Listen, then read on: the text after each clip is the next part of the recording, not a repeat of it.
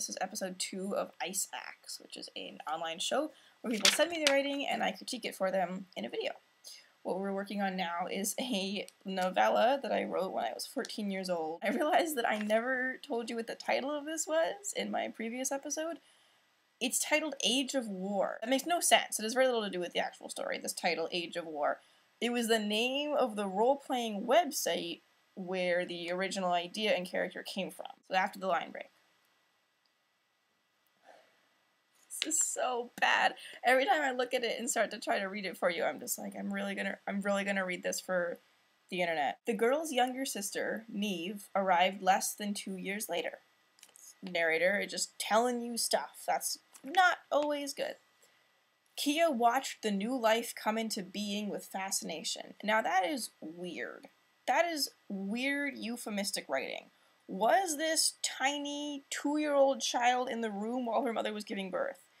That is inappropriate. That is bizarre. But maybe she wasn't in the room. Maybe she just sort of was there. The baby was there. Watch the new life come into being with fascination. Past self. Say what you mean. Say it clearly. If she was in the room, say it. If she was intrigued by the new baby, say that. I don't know what the sentence means. Kid says, "So the reason for my baby sister is so there are more human soldiers for the resistance, right, Daddy?"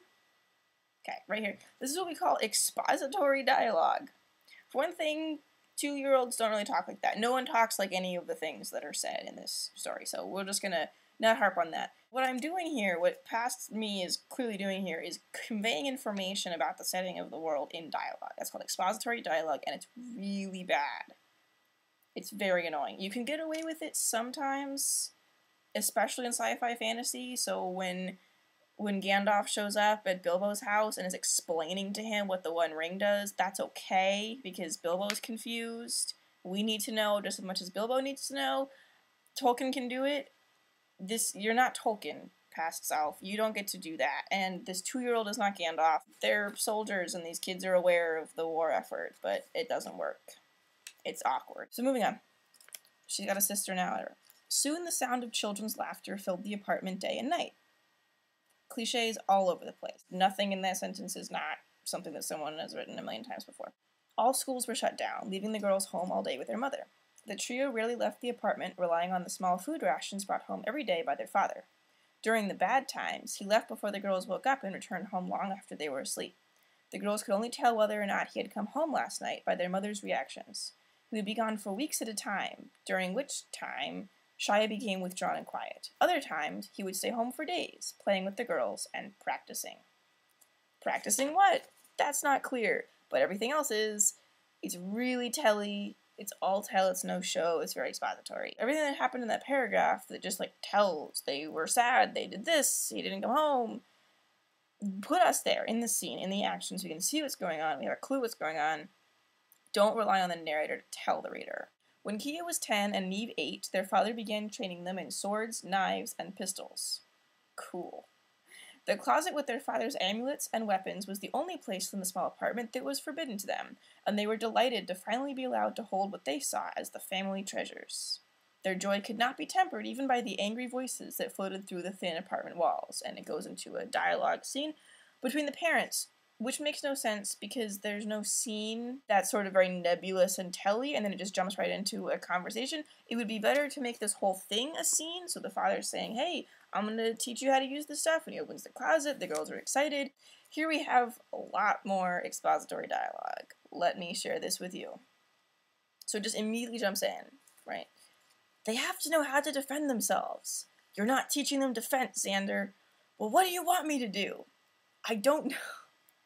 I don't know, but you will not turn our daughters into soldiers. Do you want the demons to win? I love how the parents talk to each other like my parents talked to me when I was 14. Do you want the demons to win? It's interesting because it's the first mention of demons, so we know there's something in the world that's supernatural, but it's padded in all this horrible dialogue. Do you want the demons to win? Do you think I like stealing to feed my children? So they're not rations. They said rations earlier, so no, it's this totally unclear. Do you like being a prisoner in this goddamn apartment all the time? See, he swears, which means he's mad, because parents swearing. And then she says, don't turn this around, Xander. I don't like you training them. Well, we got that. And then he says, I don't like having to teach my daughters to kill either, but I'd rather that than have them kill. It's just stiff, it's expository, it's what you're doing past 14-year-old self is trying to explain what's going on by having people talk it at each other. That doesn't work. It's not fun to read, nothing is really cleared up here, and yet I just read this really horrible scene of dialogue, so don't do that. Over time, each girl's strength became apparent to their father, and he did his best to nurture their individual talents. Neve, although younger, was stronger and the fighter. She preferred blades, hand-to-hand combat, and would rather kill than talk. Narrator, stop telling me this. Show me. I want to see a scene with these kids and their strengths, and sort of don't do that. Kia, this is my wish-fulfilling character. Kia's skills were in her mind. She had a slight aversion to anything physical and had a much lower tolerance for pain than her sister.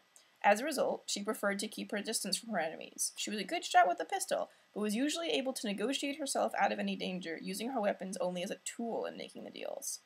Threats came more naturally to her than actual kills, but when it was necessary, she didn't hesitate. Although her threshold for pain was extremely low, she could keep her cool under the most frightening or stressful circumstances. Neve, by comparison, was subject to bouts of fiery rage or depression at the slightest provocation. You're just telling us this. You're not letting us get to know the characters. You're not letting us get to see them interact with each other. Don't just tell us what these characters are like. You gotta show it to us. Kia's ghostly pale blonde hair fell past her shoulders. She was slender and of slight build. That means literally the same thing. With delicate features and light skin. It's never really clear how old they are at this point. She had fallen into a trademark style, easily recognizable from yards away, which is a really good call when you're an illegal rebel resistance soldier in this crazy world. Dark clothing, styled to accent her body, while at the same time concealing it. That makes no sense. I don't know how to picture that. Hi guys, I had to stop filming yesterday because my computer got fried out for some reason and just needed a night to sleep. I'm going to stop reading here because we got through pretty much the intro, prologue, whatever, and I just want to talk for a second about telling versus showing. I think it's kind of misunderstood in fiction because most great authors do a lot of telling. You see a lot of sentences like, this frustrated her, or by the house there was a lake. Really clear, descriptive, kind of telly sentences, but there's an art to them, and they can't replace action. If there's anything that can be understood by sort of seeing it almost cinematically, if you could get it in a movie without a narrator telling you, you should try and recreate that in your fiction. If there's something that really needs to be said in the narration, say it really well, say it clearly, say it concisely, say it without cliche, say it in such a way that the reader isn't aware that they're being told. Another important thing to remember that's similar to tell not show and show not tell, but is different, is summary versus scene. So a scene is where you're right there in the action and you get to see everything. So an example would be if someone's waking up in the morning and you show them in their bed sheets and getting out of the bed and what the alarm clock sounds like, what breakfast smells like, everything like that, versus telling them, she woke up in the morning and performed her daily routine. Here what we have is mostly summary. All the times their father was away, they did X, Y, and Z, and all the times he was training them, he thought X, Y, and Z. So just show us a specific moment in these people's lives, and we can understand what the rest of it looks like. You don't have to tell us this overarching, what they always did, what they always thought about, what they always looked like, because that's not as interesting to a reader.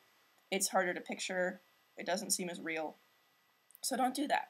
I'm going to go on and do the next section for the next episode, and I think that I might be done with this for a while. If anyone wants to send me your stuff, please do. The email is below here in the little description. I would love to work on your stuff. I would not be nearly as ridiculous and mean as I am with this. Thank you for watching. I will see you next week for the next installment of this ridiculous novella.